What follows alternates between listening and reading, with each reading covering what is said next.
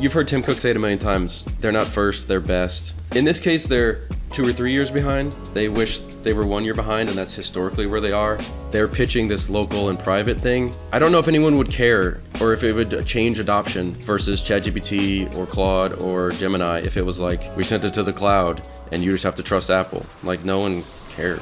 Ryan Jones has been one of the top indie app developers in the App Store for more than 13 years. He's watched new design aesthetics come and go. I don't like it. I'm going to say it right now. I don't like it. Played by Apple's ever-changing rules. You expect for Cook, his App Store in particular, and that 30% cut it can take. Sold beloved businesses and even won Apple Design Awards. Now he's building Flighty, one of Alex and my favorite apps for flight tracking. So who better to discuss Apple's latest updates from WWDC, the new Siri, and where vibe coding is actually headed. Oh, is this a scoop for the show? This is a scoop. All right. Access, right? God bless. I'm Ellis Hamburger, founder of Meaning, a storytelling studio for tech companies. And I'm Alex Heath, founder of Sources.news, your home for scoops about the AI race. Welcome to Access. Ryan Jones, welcome to the show. How's it going? It's good. Been a whirlwind the last couple days between meeting Apple people, Flighty fans, trying to figure out what all this means for Flighty and me as a user and the world at large with the AI wars, everything. Lots of thoughts. It was good to see you, Ryan, at your dinner you do after WWDC every year. I feel like that's become the quiet power center of indie app development. It's always fun to pop into there. We're not supposed to talk about that, so you're banned from now on. Okay. It's fine. You've been blacklisted. I mean, I'm sure the guest list is pretty popping though, because you've been doing this for longer than pretty much anyone, I feel like, at this point. That is weird. I was thinking walking around Dub on Monday that I wouldn't say we're the old guard, but it is weird because I still feel like we're brand new, but this is year 7 of Flighty, and I had Weatherline for 4 years before that, so I guess I kind of am. It's crazy. So going back to your design aesthetic and the way that you've leveraged all the new iOS stuff over the years and won the Apple Design Award, what do you make of the current state of iOS design and the new Liquid Glass updates? I mean, I assume you're one of those people who's like, we want to have our own point of view with the design of this product. Do we really want sliders letting people adjust everything? I feel like some designers in the space are probably saying, oh, that's like admitting that Liquid Glass actually isn't a correct idea. What do you make of all that and the new changes? Yeah, iOS 27 just got it this week. Yeah, I think you nailed it, Ellis. It is this is a classic. Users ask for a slider. Users say, I want to figure out how much transparency you want, and you should not give it to them. They're not asking for what they want. They want you to make it better because they're not going to know which is the right choice to make. And you just introduce all kinds of complexities when you put in a slider like that. It's a whole design theory thing that would take a while to get into, but more or less the designers who are the experts who know how this decision of more transparent or less transparent plays out across all the different depths of the UI and the interfaces, how that actually matters. And when you give people a slider like that, you're kind of, in a way, in a very short phrase, you're showing that you didn't think it through entirely a year or two ago and figure out exactly how it all played out. And you kind of got yourself in situations where you can't just pick one because it doesn't work across all the different depths of it. So you have to let people pick. And then they're going to run into scenarios where it's not great when you get into 2 forms deep with a close button on top of another close button that's also glass, those kinds of things. Hardcore. Yeah, but you're exactly right that we wanted to have a design aesthetic that is our own, but feels at home on iOS. And we appreciate some of the refinements that they did. To start with the keynote a little bit, the first segment was 15 minutes of more or less like, hey, we need to clean up some of this Liquid Glass stuff. I actually thought the whole keynote, to give like a overview point of view, when you think about it, kind of the whole thing was, we might have made some mistakes. Let's do a little bit of cleanup. Like on the Liquid Glass stuff, we need to clean the UI a little bit. We maybe went a little fast, so we have some bugs, so we need to do some bug cleanup. Maybe parental controls wasn't working super well, so let's do a little cleanup there. Maybe Siri has whatever it is now, 12 years of broken promises. We need to totally revamp that. So I thought it was I think humble was the word Gruber used last night on his show, and it's spot on. Like the whole thing was a pretty humble, hey, we're going to do some cleanup across the board. And it was nice to see it on liquid glass because we've been running into problems kind of introducing it. They had this rule last year, to give an example, of you weren't allowed to do glass on glass. So for example, the tabs on the bottom of an app, if you're going to make those in glass, then in Flighty you have a sheet or a card behind it with all the flight content, and that they were like, no, that can't be glass. You can't have glass on glass.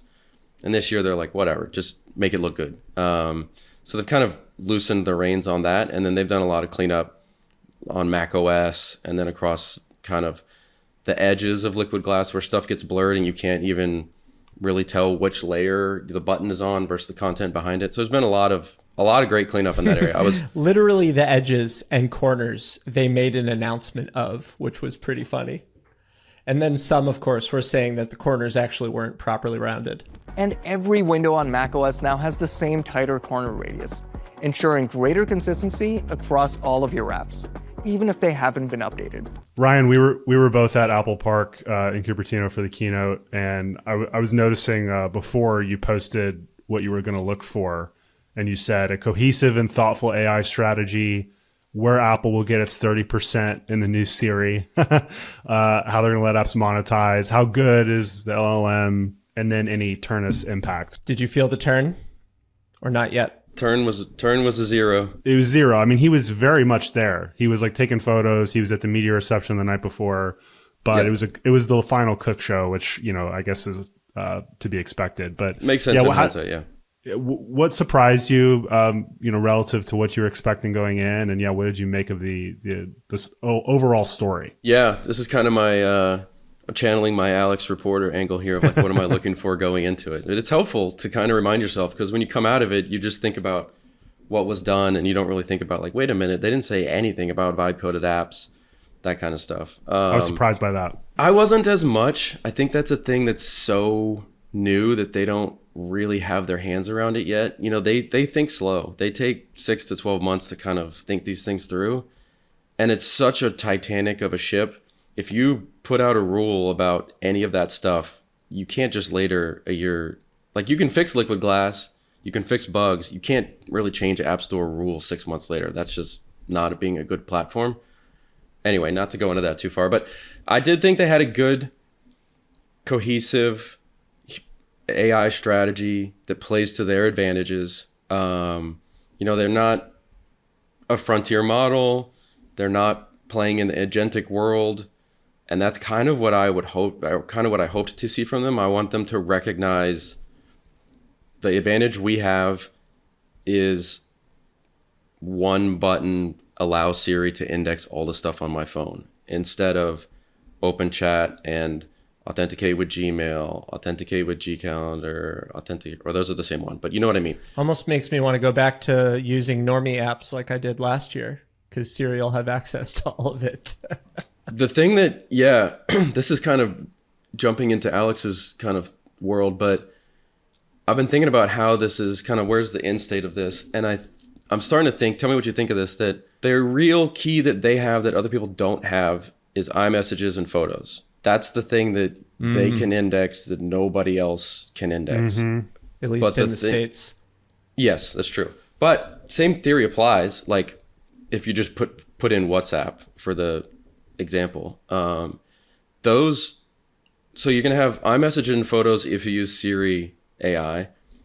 But these big companies like Google, Facebook, I know it's the same company, but WhatsApp, Instagram, X, those guys aren't going to donate their content to Siri AI to be indexed. You think? So in a way, you're going to I was wondering about this because in my Siri briefing the other day, they were explaining how it works, and it's opt-in to the index, right? And what we're describing for those who haven't seen it is the new Siri can appear on any screen and know the context of the screen.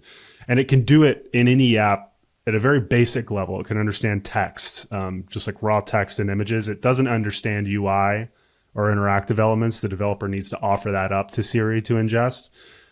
Apple told me, unless you know something different, that this index is private personalized on device, never goes up to Apple for training or any kind of like data mining. And if that's the case, I actually think developers might, even the big ones, they may opt into this unless they really just want to strategically stick it to Apple. You don't think so, though?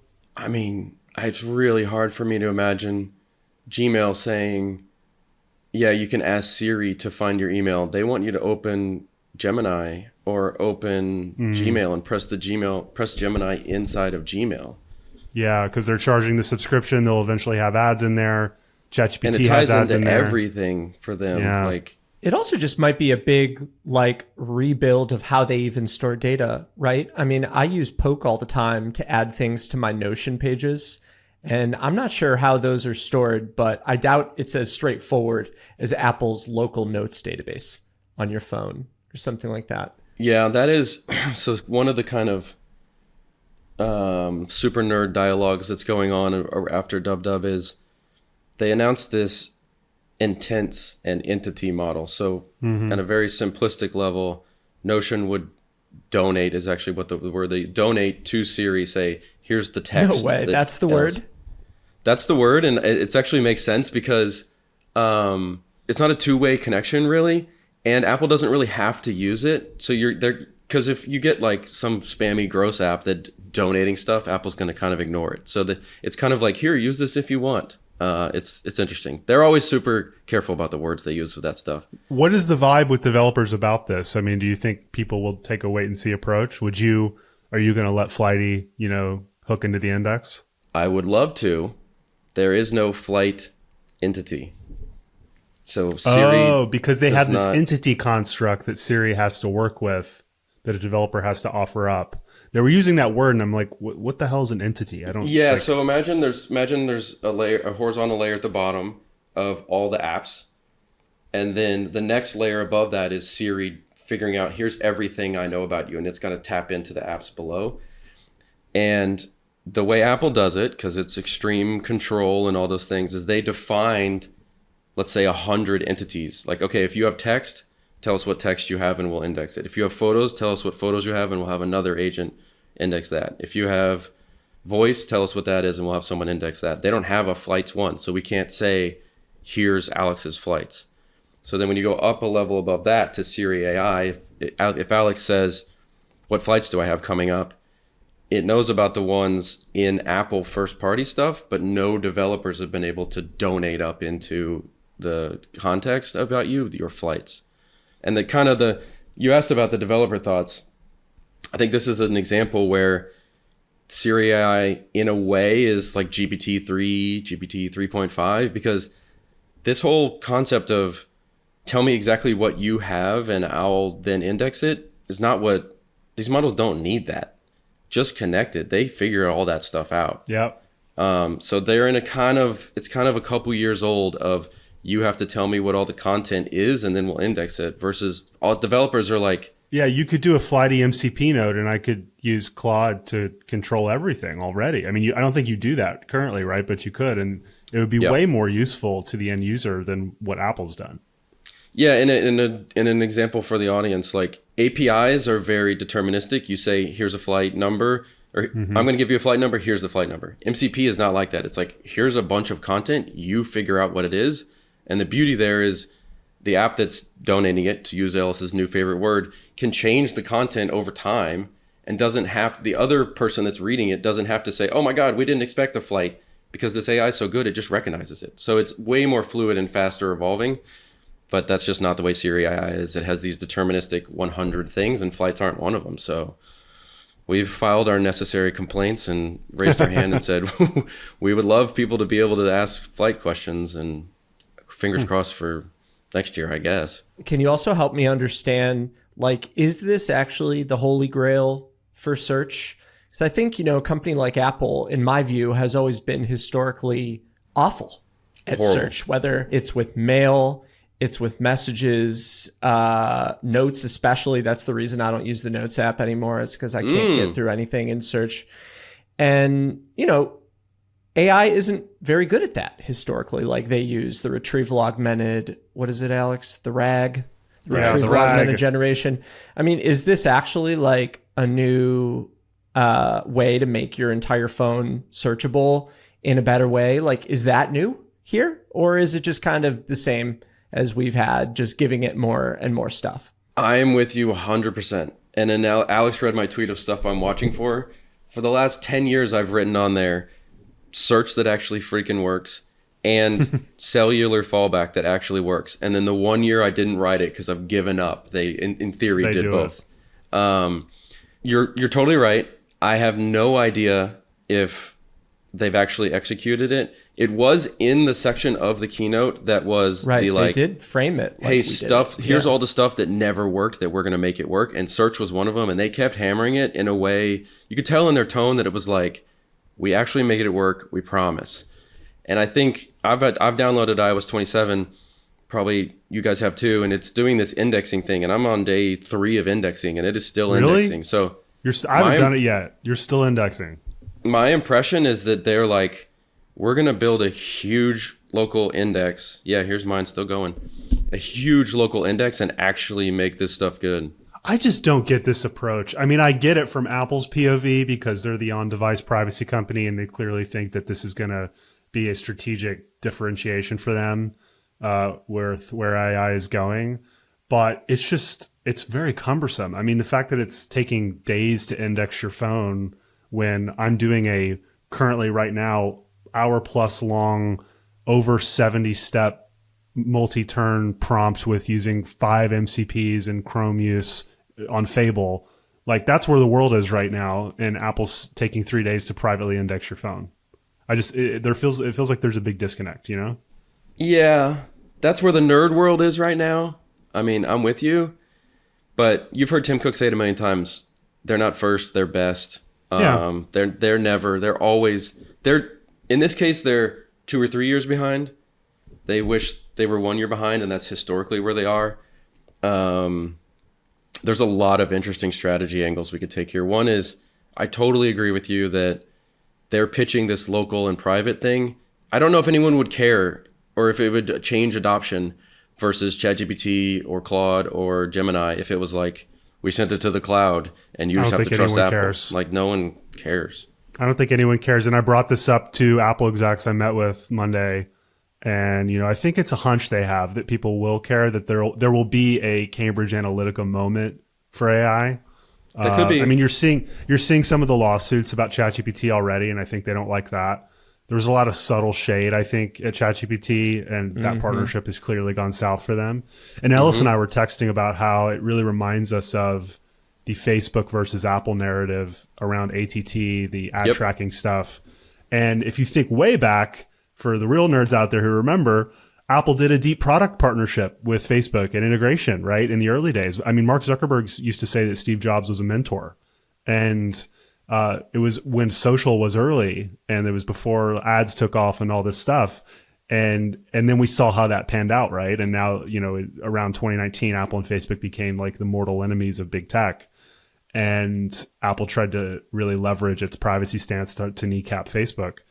And I feel like that's happening with OpenAI right now. The exact same arc. I think it's an underlying reason, like subconscious reason and a conscious reason of why they're doing so much partnerships with Google. They've just always done that. And the two companies are kind of side by side going after the world instead of kind of head to head. And they just complement each other well. Is that exact reason? Flighty is an incredible app. I just want to say up top, I don't want to glaze you, but it is probably top 3 apps for me. In terms of value in my life, I fly way too much. And for those who don't know Flighty, go download it and play with it as we're talking, because, man. Yeah. Is that something your wife says, Alex? Alex, I think you've been a bit too flighty lately. This is the third time up to San Francisco. Ellis, as the naming guy, I was worried about that, man. My initial spreadsheet of all the names, Flighty was like, that's a great name, but is it going to get attached too much to the other word? Oh, no, it's great. Flighty's perfect. I mean, that's kind of the ideal in my mind, especially if you're in a category that isn't mega crowded. You have a bit more room to experiment. Even with headlines that I write every day, so often trying to take a familiar phrase and twist it a little bit, or a familiar word and twist it. And what that does is it borrows the memories and feelings that people already have. Like, the name already sounds familiar, but a little bit different versus something that they have to hear completely brand new and build new associations with. So yeah, I think Flighty's great. I mean, the bigger question with names like that, do you have any clones that are flightier or flights that are accidentally beating you in SEO? We had the first Flightier, and he literally just stuck an R at the end of Flighty. It was just TYR, which is like the easiest trademark claim of all time. So he got disappeared pretty quick. No one's tried to vibe code a Flighty competitor yet. They're trying. They're yeah, trying. it started. I mean, as a product founder, it's so depressing because I really try to contribute something new whenever we like work on a certain feature. We look at what's out there and then bring our own thoughts to it and try to contribute something new. And it stinks to see people just straight rip it off and not add anything or try to like bring something new to it. So I've kind of distanced myself from it. We got a good IP lawyer, and I told him, don't go after people that are just, you know, having fun. But if someone's getting serious and they're copying us, just make it go away and don't even show me because it's depressing. I think it's nice you have a user base of people who deeply care about quality and accuracy, who cannot miss their business flight to an elite dinner, which, as we've discussed, is Alex twice a week. So yeah, there's that as well. Well, and correct me if I'm wrong, but I mean, the Flighty UI is obviously, you know, great. You're an Apple Design Award winner, but the real edge you have is the data. Is that fair to say? I think so. I think it is design too, though. Like it's the first thing people say. Yep. I guess that's credit to the data being great. If the data wasn't great, that would be the first thing they would say. They would say it's pretty, but it doesn't. It's wrong. You know, when we were talking about initially starting the company, I was pleasantly surprised at how many people said, there's a couple apps out there that do this, but they're just so hard to use. Because I knew that we could bring a fresh perspective to that and like put in the work to make it really user friendly. And I didn't know if that was the thing people just said or would actually respect and understand when they used it. But I think so many people have experience with airline apps, and that's what they kind of benchmark it against. That when they use it and, you know, you don't have to hunt around and guess where features are, that it's kind of a breath of fresh air. But yeah, that along with the data has to be great. And yeah, that's the core kind of harder part to copy, which, you know, I guess someone could do it over time, but it's going to take them a few years. And we're starting to build real expertise and advantage in that a lot with the AI stuff we can do these days. And that's the key thing that we see with vibe coded apps that pop up. People will say, Flighty's so expensive, someone's going to vibe code this. And then it pops up and it's just so inaccurate, just bad. And we see people constantly be like, we'll see a little app pop up, they'll tweet about how they're going to take on Flighty. Then a week or two later, the person's like, wow, I had no idea, I am out. And you're like, this happens every 6 months for the last 6 years. It does. You're right. I mean, airline apps generally do suck. I will say I'm a United. Was Delta the only good one? No, no, Ellis, you're 2 years behind, man. Yeah, no, Oh, Delta. shit. We're past Delta, man. Delta's very like mid 2010s now. Okay, don't mind me. United has really upped its game with its app. I'm a United loyalist. I do the Burbank to SFO flight weekly, and I will say, like, I'm impressed with what they've done. It's the most, you know, full featured airline app, but you know, last night was a great example. I was coming home late from SF back to LA, and it still didn't have like the terminal that I'm supposed to go at. And you know, at SFO, it's a little confusing. I mean, you can get between them, you can walk between them, but if you have the Uber drop off, it's much easier to just go directly to the right terminal.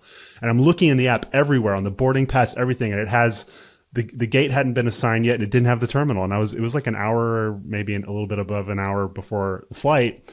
And you know, I was just like, man, why am I even looking at this? I got to go to Flighty. Of course, Flighty had it. So you still have an edge, even on United. Good to hear. Yeah, I never would have thought I would have lost a lot of money if you told me 7 or 8 years ago that our biggest competition would be United. I would have. I know. That'd be like, absolutely not. They've got the live widgets. They've got activity stuff. I mean, they're really embracing all the iOS stuff in a way that's surprising. Yeah, a little business insight. Scott Kirby said, he's the United CEO. He said on Stratechery that they spent around, this is just rough, like $100 million a year for the last 5 or 6 years to get their stack right in order to make the app great. So that's kind of an insight into. They could just buy you for $100 million. We talked to them. They're smart. They he made comments about buying us publicly, and Oh, he did? Yeah, he said it on Stratecher. He said we should just buy Flighty and just set those guys up in a office and just have them tell us what to do. Let them keep running Flighty and just tell us what to do. But the magic of Flighty is that you're airline agnostic, right? So that would break that. Of course. You'd be going in-house. It's like OpenAI buying TBPN. Shout out John and comment. Jordy. I like those guys. I was just on that yesterday. Good job on but the podcast. you know the analogy. Yeah. Yes, I do. And people, that's the first thought that they have with Flighty. They're like, if the airlines try to buy you, and if you think about it for a little bit, it doesn't make any sense. It's not the right fit. It's a good person to work with, maybe to partner with. The good news is everybody in this kind of flight tracking game is starting to get their data in better order and understand that it's not that great to just silo. Like, let's just start sharing data and see if we can get this stuff to be more accurate. So from a partnership, it makes a lot more sense for airlines. I guess that's part of it. A lot of them who haven't traditionally revealed their data, even to like Google Flights, they're just trying to retain any semblance of differentiation they can, right? And I guess you've seen firsthand kind of like who is and who isn't sharing their data over time. The best way I describe it is it's a spider web. People think you just subscribe to API that's like, let's get all the flight information. And that is not how it works. There's multiple intermediaries. Some of them have this, some of them have that. Nobody has this, 4 people have that. And the thing that it causes at a very high level is there's holes where nobody has, but then it's kind of almost a harder technical problem when multiple people have one thing. Like, let's take Alex's flight yesterday. Someone was probably showing us one terminal, another data source was showing us another terminal, one was showing no gate and one was showing another gate. And he knows the answer because he's in the airport, he can go walk and find the answer. But as a server or as a cloud service, we had to figure out which one's the truth.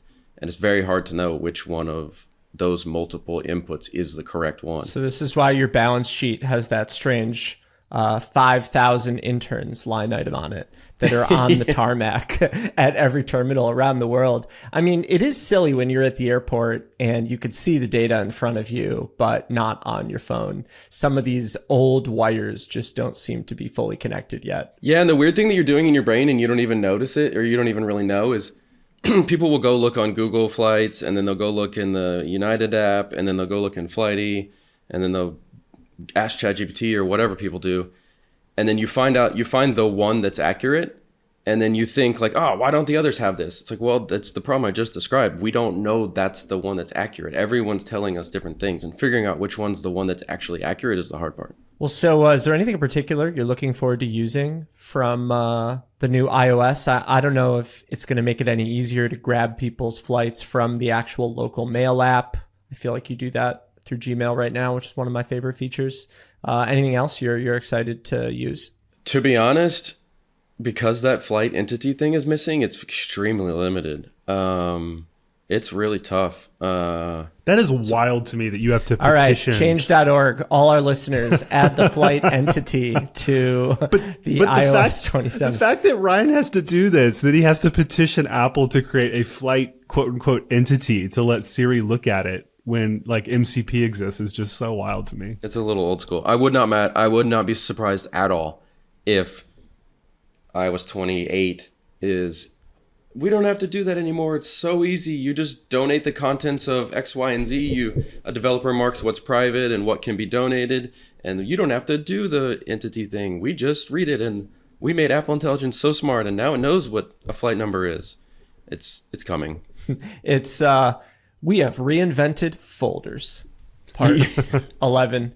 Well, there is one thing that I was looking through in the notes that I thought you might be able to use if you had any interest in it. Not that I'm recommending it at all, but I saw that developers have a new way to reduce subscription cancellations through retention messaging. Did you catch this? I wonder what that actually looks like. I did, and we use it already. We were one of the chosen few who got to use it over the last year. It was kind of introduced last year, and as like a opt-in beta thing, and we've had it running for about a month now.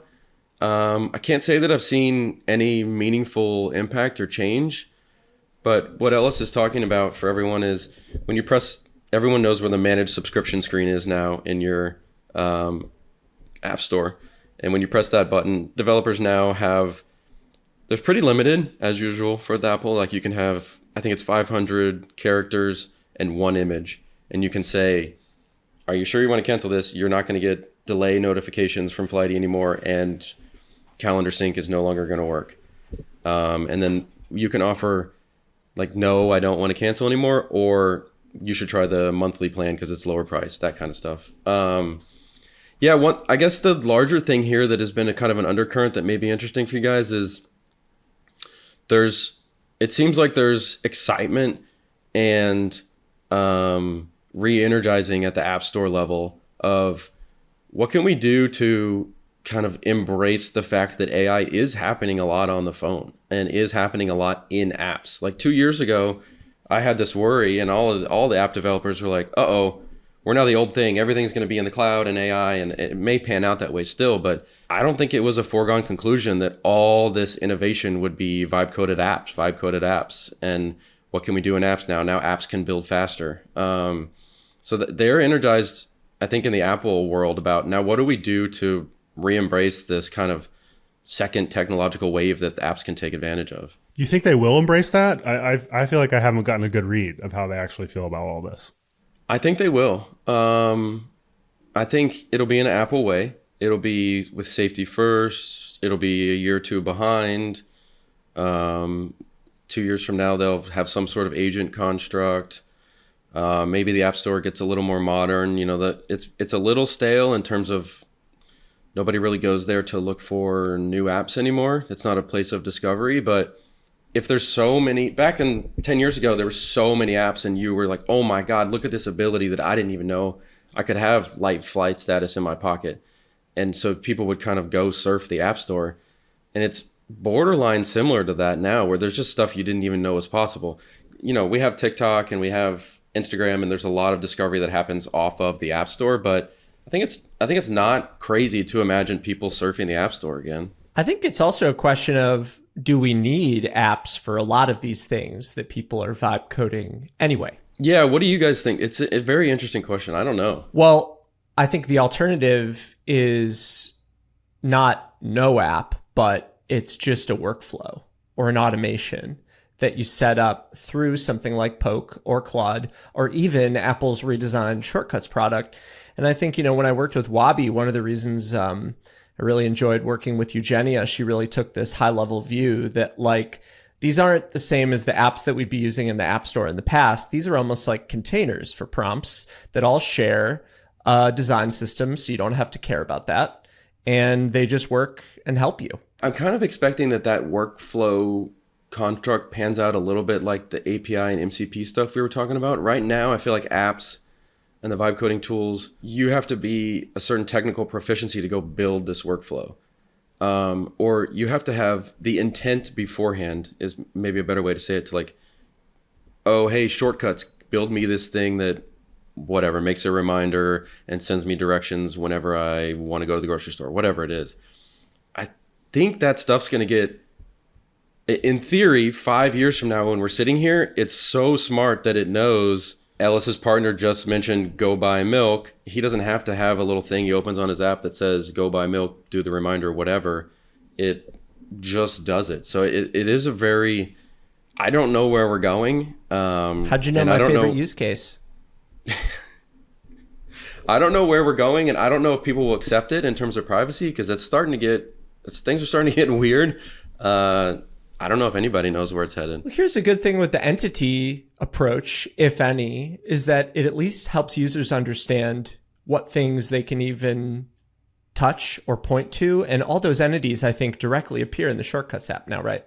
And so it's clear the things you could do and the things you can't do, which I do think is a legitimate problem for everyday people trying to create these workflows. A lot of times the AIs will say that they can do it. With that said, we got to get flights in there, obviously. To go back to what Alex said a minute ago, Alex said a few minutes ago that there might be a Cambridge Analytica moment. Joanna Stern was talking about, I guess she got off the wait list and is able to use it. And she was talking about how before the talk show last night, she said, hey, I have 30 minutes in San Jose. What should I do? what's interesting in that it's around here. And it found in her voicemails from a couple days ago, her uncle said something about, hey, call me back for XYZ. And the Siri AI said, you could, go walk around this part because you like to take a walk, and you could call your uncle back because you haven't called him back yet. And I think that was kind of like, whoa, how did it know that? And then it's got little breadcrumbs so you can figure out where it knows that. But I think we're going to have a moment of, oh my gosh, like it knows everything. And there's a lot of messages and photos are as private, I think, as it gets. I mean, voicemails maybe even more so. I didn't even think about that. I think there's going to be a lot of stuff that you don't even really think or realize is on your phone that now this AI has access to. And this is a theory I have too, because a big thing about the new Siri that people probably won't realize until they try it is it doesn't have memory. So there's no constantly updating memory file of you. Each chat is like starting over, which to me feels That's archaic. Crazy. Like Yeah. it's a non-starter for me. Like I just won't use it because Claude and chat knows so much about me. But I guess to people who maybe haven't tried these assistants, it's fine. But the vibe I got at Apple and talking to folks was that they're very worried about creating a memory file of people. Even screenshotable memory file. Well, I mean, you would think they'd be in a position to do it right? They've even got the secure enclave. They do everything on device. They're taking days to index your phone already. Why not have a ultra private, secure enclave stored memory file of you? And it could be the most valuable memory file because it sees everything on your phone. But yeah, I think they're very tiptoeing into all this. And I don't know if they'll ever do it. I mean, they don't really say much when you ask about the future in these briefings, but they wouldn't commit to anything. From a zoomed out point of view, it's what you would expect from Apple. It's just really hard to know if 3-4 years from now they're going to add it and we're all going to be saying, why didn't they add that 3 years ago? This is crazy. It's everything's just moving so fast that I think from a big corporate point of view, it does make sense to go slow. I would say the world has kind of proven that we need memory. Like that's 2-3 years old now at this point. It's kind of table stakes. Is there any particular way that your team has codified or thinks about using AI in the right way? So we've done 3 or 4 things behind the scenes now that use it.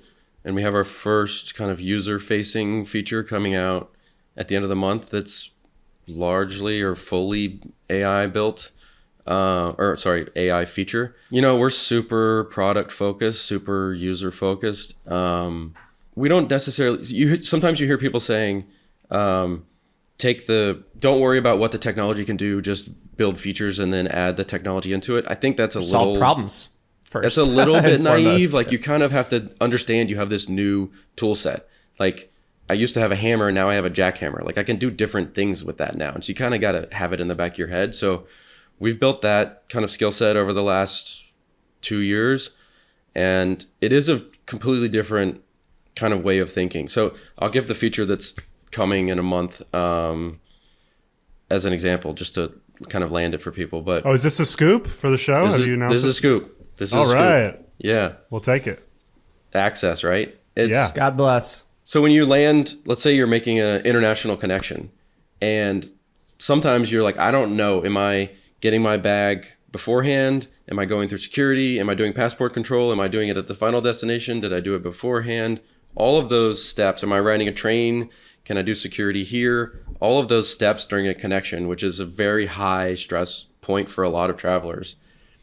Previously, if we wanted to make a feature that would help users get through those steps, it would be, I don't even know how you'd do it. You would make a huge matrix of every single terminal at every single airport for every single nationality, for every single final destination, because those are the things that go into, like, Ellis is a U.S. citizen, so he does different steps when he comes into the U.S., but he does different steps if he goes to China as a U.S. citizen. So there's infinity variance to these things. And it would have never been, we would have never even approached the problem of let's try to tackle a connection guide when someone lands like that. But this is right up the alley of what AI can do. So we've kind of built the harness that goes on a model of what terminal and gate are you coming into, what terminal and gate are you going out of, then what is your passport nationalities, and you can input multiple if you want. And then what's your final destination, because that determines what kind of security you have to go through. And then when people land in an airport, we give them, we don't think people want turn-by-turn directions. And you don't want the like turn-by-turn map. You just want the big landmark stuff you've got to do. So it'll say, for example, walk 5 minutes to the tram, take it going south, 2 stops, go through security, then go through passport, don't do the bag recheck, and then go back to Terminal 3. And it tells you the exact steps of those kind of, what do I have to do in this connection world? And then gives you the typical time that it's going to take a user to go through those steps. Alex is under your spell right now. I can see his face. Ryan, you are going to make this Greece trip I have in July. Is this launching by mid-July? For you, sure. Okay, please, because I am terrified of what looks to be travel airport nightmare in Greece right now. The EU has instituted a new kind of passport control system. Yeah. Like they have to do a biometric capture phase, and then you have to go back into the line. The lines. I mean, you look on TikTok, it's like hours and hours of lines. It looks. I'm borderline considering just paying for one of these VIP services to have someone escort us through all this. So I may end up doing that, but this sounds awesome and is going to help me not feel stressed about my Greece trip. So thank you. Yes. Yeah. It's got some cool, it knows, again, in the nationality context, in Europe, they have these e-gates, which is a faster way to process, and only certain nationalities can do the e-gates. So it knows that. What other cool stuff does it do? If you put in your seat number, we have the model figure out how long it's going to take you to get off the plane. So Alex obviously will be in 1A, and it'll take him a second to get off. And of course, me and Ellis will especially be in 32. On United. Yeah. Yeah, I'm down in steerage. It's going to be another 11, 12 minutes for sure. Yeah. Alex is already sipping his latte. And I have a child that is like a monkey on each of my feet.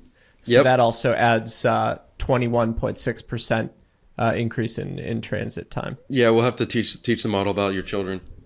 That's actually funny. You could ask that in onboarding. Yeah. This will make our predictions a lot more accurate. Just add 10 minutes to everything. That's very cool. This has made me realize that I want to know what our Flighty passports are like for the year, Ryan. How much have you been flying this year? I want to know if I have you beat. Oh, you do. I know I have Ellis beat. I'll check mine as well. So for 2026, I've got 39 flights, 40,000 miles, 14 airports, which means I'm already about to surpass. You just go to the same airports. My word. I only have 15,000 miles at 12 airports. You just go. Wow. You're just going back and forth between SF and. I do a lot of SF, but I've had a couple long hauls, and I'm going to have 2 long hauls in the next month. This is the story of a founder. All of my passport is screwed up because a user will send in this is not working correctly with this flight, and I add it and I look at it and I want to look at it myself. So my passport and my Flighty is just an absolute wreck. The friend view you have now, because I used to add my friends ones to track them, or like my wife if she was traveling without me, and the friend view now is amazing because you can see people's flights without adding it. But yeah, I mean, I was also thinking, is that an opportunity for you to create more of a social experience around travel? Because you have Flighty for moms. They pay $1,000 a month for this to know when their kid's flight is arriving. Yeah. There's this social aspect is a thing that we have internal debates about on the team. It's kind of, I guess, it's kind of like we're very careful about it, kind of like Apple is with safety and trust stuff. I'm kind of the one making us go a little slower. The other 2 guys are like, let's do more. So we try to find a balance between, let's not do a leaderboard of like who can fly around the world the fastest, the most, versus it is interesting to know kind of what your friends are up to. So I think you'll see us go a little further in that direction, but we don't want to go the full, like, you're ranked number 12 in the world kind of thing. It's just not, I don't think it's super long-term interesting. Maybe we could land it here. Haha. I didn't even plan that. Not funny. Okay, thanks, Ellis. Ryan, you to me exemplify this era of indie app development that felt like the golden era, where you had Weatherline before this, sold it. You've had Flighty for 7+ years. You've got a team. It seems like the business is going well. You really think about the craft and the design, and you focus on a platform, right? And we were talking earlier about the other developers we all know in this community that have made great careers on this. And I've been thinking about like the future of development and app development with vibe coding, what we've been talking about with stuff like what Wabi represents, but also just Lovable, all these tools, Claude Code. And the idea that, as like Patrick Carlson, I think said, like software is going to become like pizza, right? Like made on demand and infinitely personalized. So if you buy that vision, which I don't know if I do fully, I think craft will always matter and always differentiate, but there will be this explosion, this Cambrian explosion of people creating their own software. How are you thinking about this kind of amazing career you've had in the next 10 years? And if you had, someone you were mentoring who was just coming up and trying to figure out, can they be the next Flighty? Can they be the next Weatherline? What advice would you give them when you look out at what's happening with vibe coding? Oh man, there's a lot there. Those are good questions that keep me awake at night. I'm not totally bought into that, and I try to be really careful that I'm not like just speaking my own book or whatever the correct analogy is for like in my own, apps are the most important thing on the world. I'm not totally sold on this UI is going to be created on the fly thing. I think if anything, this is tapping into Ellis's world. If anything, it'll just get completely skipped over and everything will become voice or audio. I have a hard time believing that normal people are going to interact with AI through text. I think nerds like us are good with typing a lot and reading a lot. But if you just look at the numbers of TikTok and YouTube versus Twitter, people aren't text first. They're voice, video. It's the native things that you can see and hear. So if anything, I could see a world where we kind of skip over this, but I guess that also plays into you could generate UI on the fly thing. People, instead of, one of the problems I had yesterday with the keynote was, or 2 days ago, there was a lot of just text and text and text. These answers that Siri AI was giving were just mountains of text. There was no images.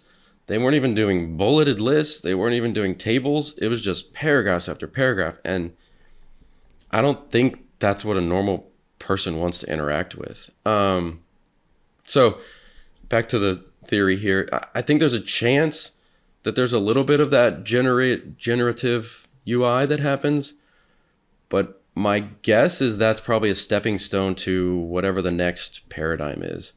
And in terms of the next generation of apps, like I said a minute ago, I kind of thought 2 years ago, oh my gosh, all this AI is going to happen in the cloud because you need everything to be processing on servers. You need the servers to be crunching the information. So we need Flighty to be this MCP callable thing that's in the cloud so that someone's Gemini can tap into it and talk to it constantly. And at the moment, it's not really going that direction.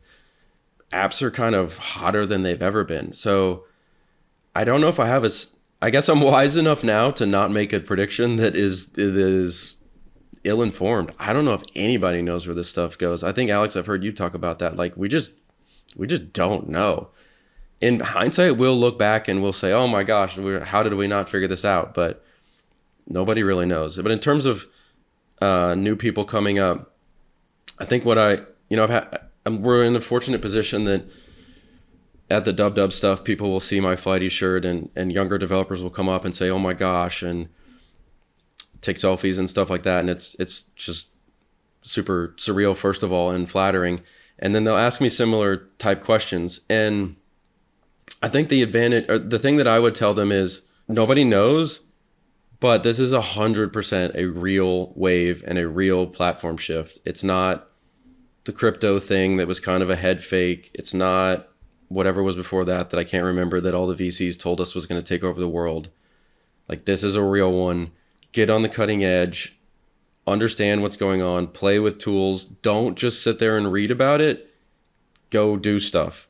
You have to be creating in order to understand how this stuff actually impacts.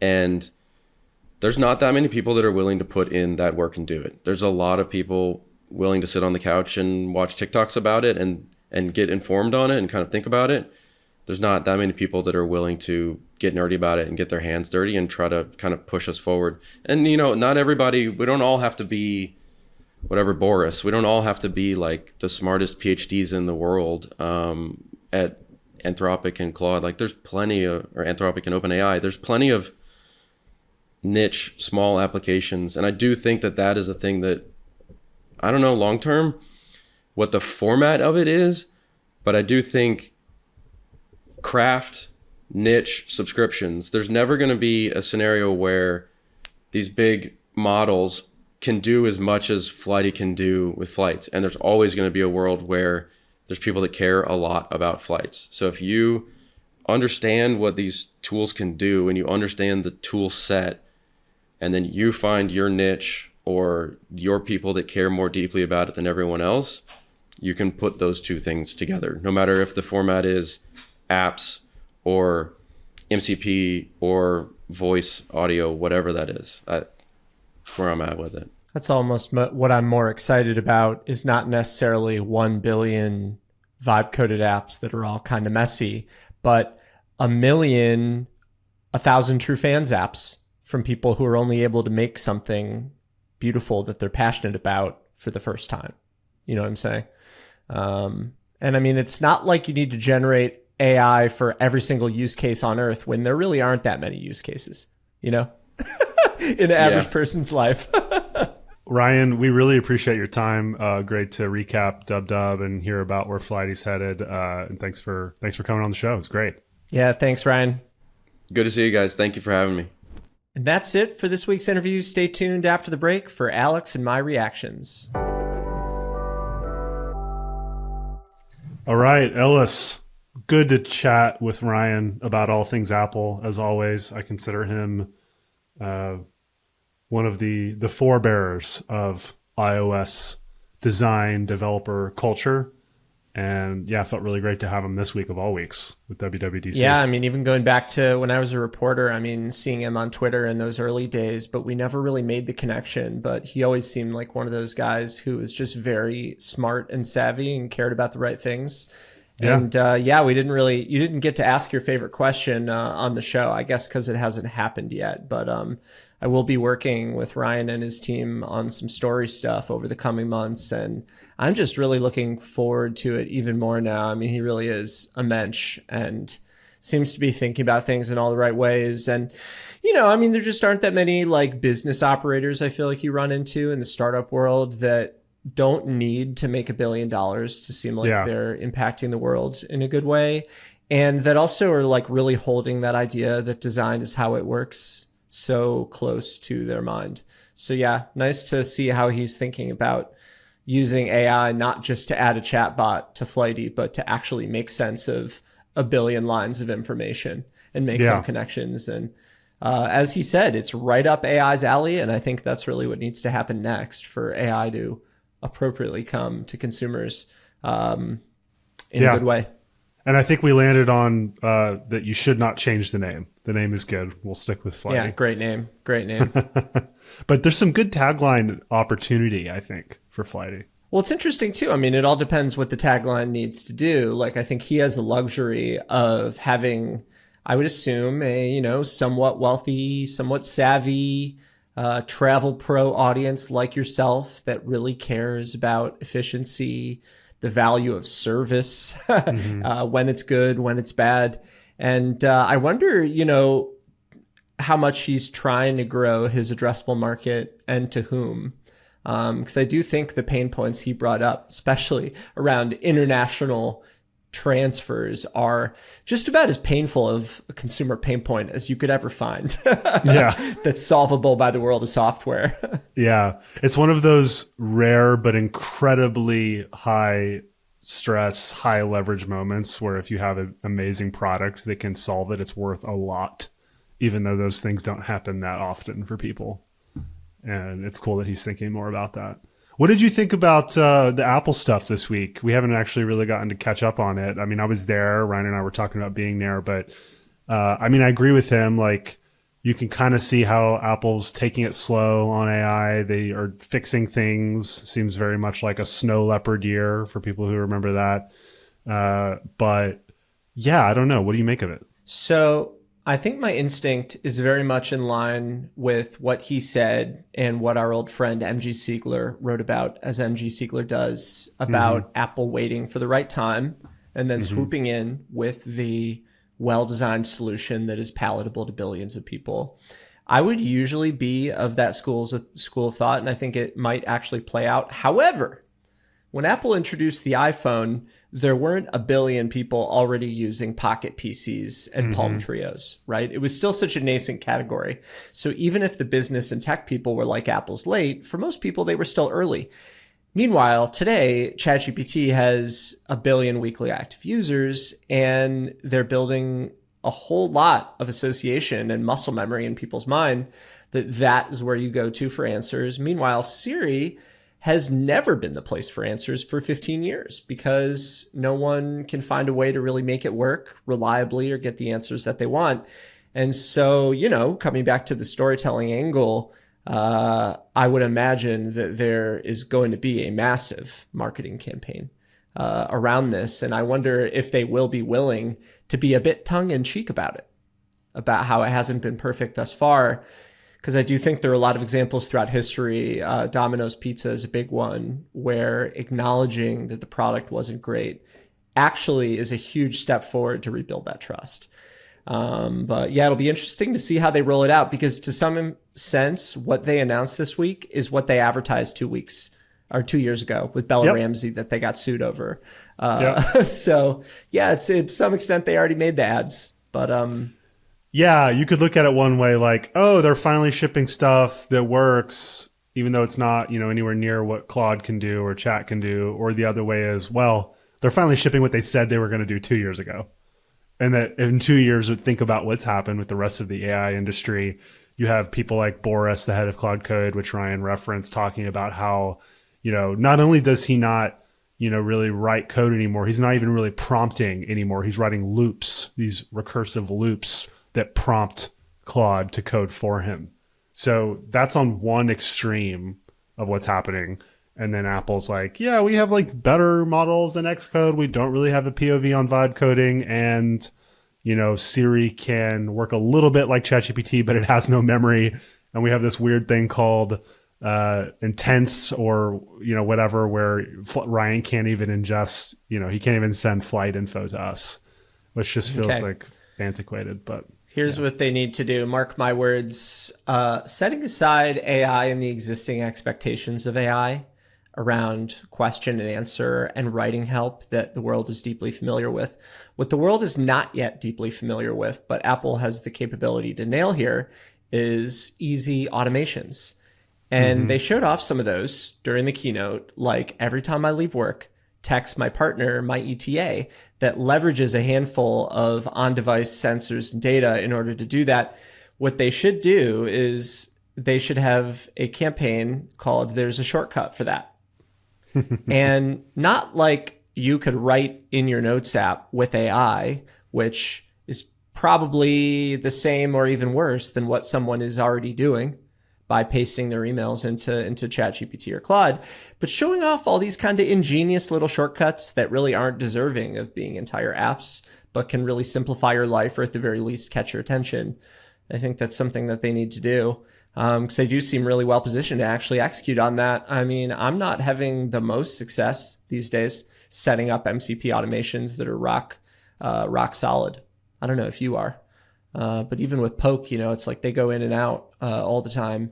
Yeah, the Mercury one I use a lot in Claude, and it has like an auth problem where it'll need to be re-authed every now and then. Right. But it works. Right. And what are you doing with that? I mean, I use it to help analyze all You say, show me the money. Show me the money, literally. It tells you how much money you made. Literally. I mean, it's built growth projections for me. It's super helpful. And I just got access to the Substack MCP that is not public yet. They're doing it in private beta. And while we had this convo with Ryan, early Christmas for Alex. Wow. Oh my God, dude. I had, I've had Fable, the new Anthropic model, which was a source of scoop that was coming this week, running a hour-long, like 70 turn 3 MCP connector at least, plus web search, plus computer use prompt to create me a massive sources growth report strategy document using my Substack data and Mercury data and all of the above and competitor data. And can't wait to dig into that after we get off here. Well, that all sounds cool, but did you look at any of the insights so far? Well, no, we've been in the podcast. I'll look at it after. You've been doing it in the background? I started it right before we started the podcast and it just finished. Oh, wow. I guess I'll let you go. I guess I'll let you go then, Alice. Yeah, no, I'm excited. Anything else going on in your world? Everything good? Yeah, what's going on? Playing a fun new game in my free time called Mina the Hollower. Oh. Nice to get into a very cozy, handcrafted little Switch game. I'm trying to, it's an interesting thing with AI these days. I don't know if you ever feel this, just kind of the decision or even the opportunity paralysis of like, I can do anything now, and you could theoretically spend all your time working on your business. I have a sense, obviously you don't have kids yet, but I have a sense that you spend a lot more of your free time on the biz than me, whereas I'm just trying to find like a few minutes to relax. And really does feel good to just kind of hone in on something that isn't procedurally generated or user generated, that took someone years to make, and just kind of enjoy having that in your hands, Yeah. Everything in moderation. Did you see Ocarina of Times being remastered for the Switch? I did. Very polarizing trailer. I feel like a lot of people are saying that it just looks kind of AI in the way that they rolled it out. No. Don't AI Zelda. That's the new kind of derogatory term, I guess. That's it for this week's show. Thanks to Ryan for coming on. If you like this show, don't forget to like and subscribe everywhere you get podcasts. We are access.show online, and you can find us in lovely high definition video at AccessPod on YouTube. And if you really like this episode, we'd love a 5-star review, or even better, share it with a friend, preferably a human. And you can find my newsletter at sources.news. You can find Ellis at Hamburger on Twitter and at meaning.company for your storytelling needs. And Access is part of the Vox Media Podcast Network. The show is produced by Hook Creators. See you next week. Bye.